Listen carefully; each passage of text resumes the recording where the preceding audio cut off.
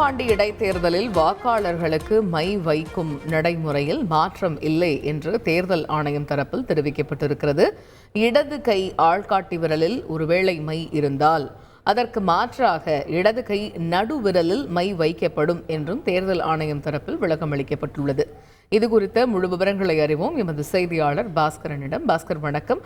தேர்தல் ஆணையம் அளித்திருக்கக்கூடிய விளக்கத்தில் என்னென்ன முக்கிய அம்சங்கள் இடம்பெற்றிருக்கிறது? நாடாளுமன்ற மக்களவைத் தேர்தல் 7 கட்டமாக நடைபெற்று முடிந்திருக்கிறது.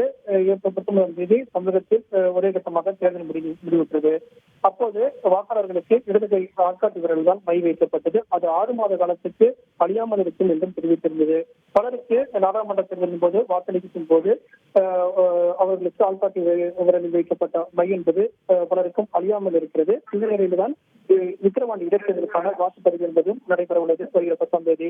அப்போது ஆள்காட்டி விரலில் வைக்கப்பட்ட மை அழியாமல் இருந்தால் அதற்கு மாற்றாக என்ன நடைமுறை பின்பற்றப்படும் என்று தேர்தல் ஆணையத்தில் கேட்டிருந்தால் தேர்தல் ஆணையம் தற்போது விளக்கம் கொடுத்திருக்கிறது. நடைமுறையில எந்த விதமான மாற்றம் இல்லை. இடது கை ஆள்காட்டி விரலில் விக்கிரவாண்டி இடைத்தேர்தலுக்கான அந்த வாக்காளர்களுக்கு அதே நடைமுறை தான் பின்பற்றப்படும்.